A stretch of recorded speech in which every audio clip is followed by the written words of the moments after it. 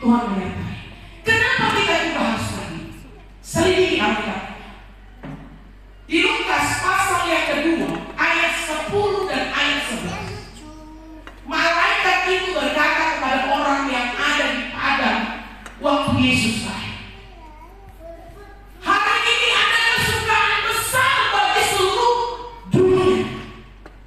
Apa kesukaan besar ini?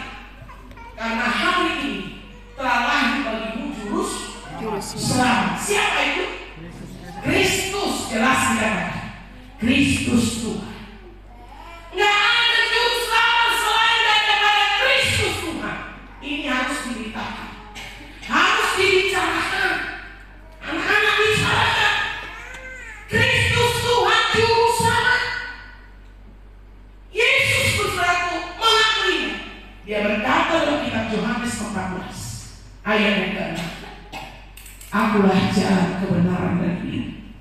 Tidak ada seorang pun yang sampai kepada Bapa kalau tidak melalui Aku. Tak ada saudaraku jalan benar selain dalam Yesus.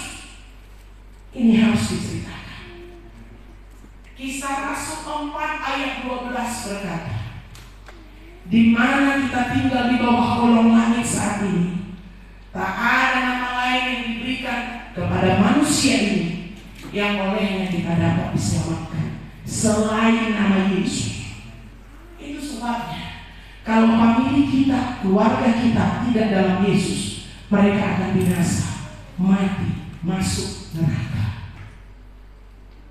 Saudaraku, saya mau katakan kepada kita, kalau kita tidak bersaksi, kalau kita tidak pergi, kalau kita tidak cerita tentang Yesus, saya mau katakan, saudara adalah orang kejam, orang sadis, orang yang tak peduli sama sekali.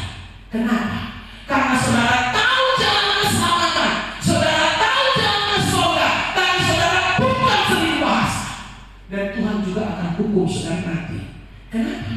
Karena banyak orang nanti akan berbicara kepada saudara, mas cinta aku kau Yesus. HP selalu duhita, tetangga duhita, rampahan kita, tapi kau tidak. Tuhan berkata, kalau orang berdosa itu mati tetap dalam dosanya, kalau kau tidak bicara, Tuhan berkata, aku akan tutup pertanggungjawaban daripada. Itu sebabnya, selagi masih ada kesempatan, bicara tentang Yesus.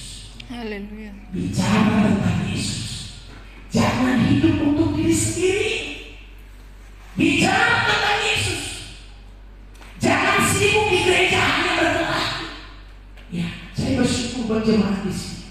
Sekalipun tidak terlalu banyak, kami tidak pernah